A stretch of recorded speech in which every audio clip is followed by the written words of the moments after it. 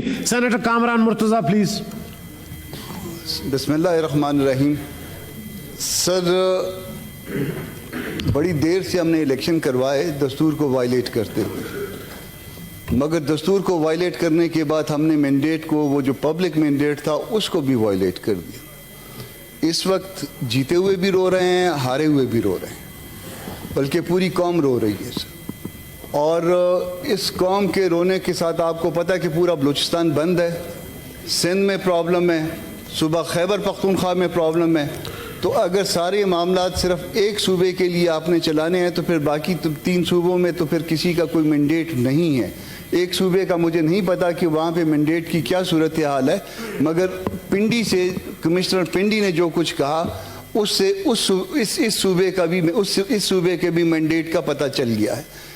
Commissioner آپ کا بہت سخت ایلیگیشن لگاتا ہے. وہ کامران صاحب میری ایک درخواست ہے، درست ہو سکتا ہے. باقی آپ کے ساتھیوں نے بھی کہا تو آپ موشن اس میں ڈال دیں تاکہ ڈسکشن ہو سکے پورے ہاؤس. توجہ دلاؤ، آپ کے پاس پہلے ورکنگ ڈے میں داخل ہو گیا تھا. آج میرا خیال یہ تھا کہ سب سے اہم معاملہ جو ہے اس ملک میں یہ ہے، مگر اس معاملے کو کوئی اہمیت نہیں دی. اس کو لگا دیں گے، آپ فکر نہ کریں، باقی بھی دے دیں گے آج تو ہم لگا دیں گے تاکہ اس پہ میں چاہتا ہوں آپ لوگ سارے ڈسکس کریں. سر ہومیوپیتھک انداز میں اگر معاملہ چلانے ہیں تو پھر جو ہے نا وہ معاملات سلگ رہے ہیں، پھر اس کے نتائج جو ہے وہ خراب. نہیں بالکل ہم چاہتے ہیں اس پہ ڈسکشن آپ کریں، کوئی ایشو ہی نہیں ہے. ہم آدھا ملک توڑ بیٹھے ہوئے ہیں اسی طرح کے معاملات میں، اسی طرح. اللہ نہ کرے ایسی صورتحال نہیں ہوگی انشاءاللہ.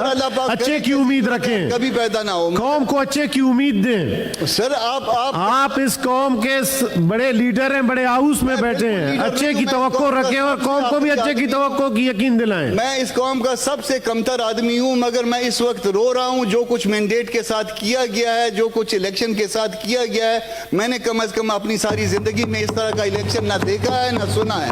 سر آپ کے افسر آ کے یہ کہہ رہے ہیں، آپ کے جیتے ہوئے کینڈیڈیٹ آ کے یہ کہہ رہے ہیں، اور آپ کے جب افسر اور کینڈیڈیٹ آ کے یہ سارا کچھ کہیں گے تو پھر اس کے بعد جو ہے نا اس الیکشن کے ساتھ کیا تقدس رہ جائے گا.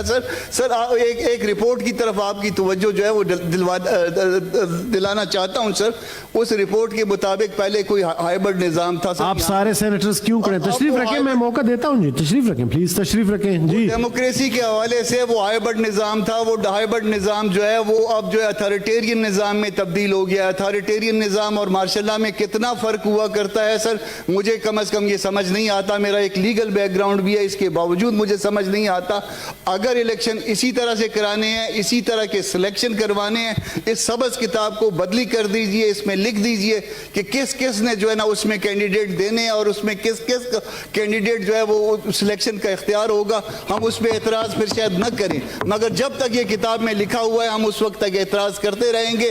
اس سبز کتاب کو خدا کے واسطے میری درخواست ہے آپ سارے ساتھیوں سے کہ آپ مجھے موشن بنا کے دیں، تو کل ہم کوئی کوسچن اور کچھ نہیں کریں گے، اس پہ ڈسکس کریں تاکہ منسٹر کو بھی بلا لیں، کنسرن منسٹریز کو، وہ بھی جواب اس میں دے سکیں. سر آلریڈی داخل ہوا ہے.